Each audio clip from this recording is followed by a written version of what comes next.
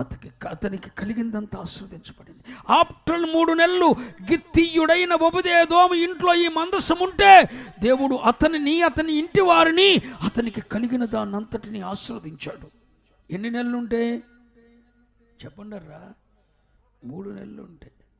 కానీ కిర్యత్యారీములో ఎన్ని సంవత్సరాలు ఉంది చెప్పండి అయ్యగారు? 20 సంవత్సరాల వారి మధ్యన ఉంది. ఒక్కడు ఆశీర్వదించబడ్డాడా? ఒక్కడు దీవించబడ్డాడా? ఒక్కడు దీవించబడ్డాడా? లేదు. కారణం ఏంటి? మందసములో దేవుని బలము ప్రత్యక్షం కావట్లేదా?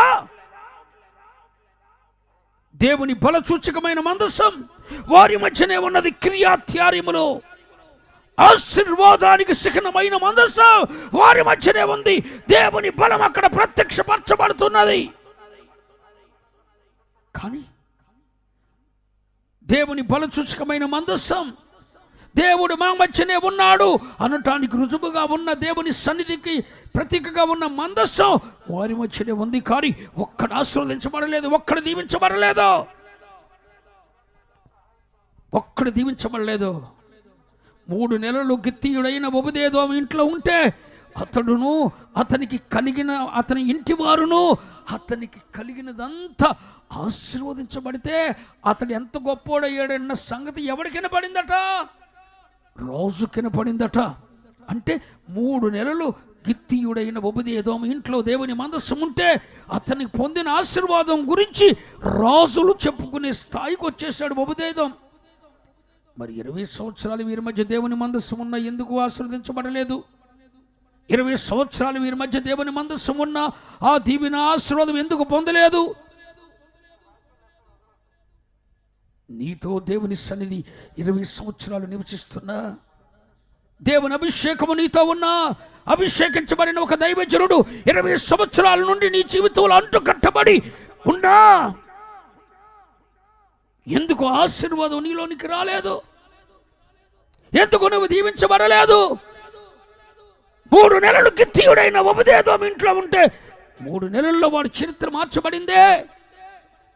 మరి 20 సంవత్సరాలు నీ జీవితంలో దేవుని సన్నిధి అనుభవిస్తున్నా, దేవుని సన్నిధిలోనే ఉంటున్నా, నీవెందుకు ఆ దీవెన పొందలేదని అడుగుతున్నా. ఆలోచించండి. కిర్యత్యారీము 20 సంవత్సరాల మందసం వారి మధ్య ఉంది, కానీ ఆస్వాదించబడలేదు. పైగా అంట దేవుణ్ణి అనుసరించడానికి ఏడుస్తున్నారంటండి. ఏంటి చెప్పండి?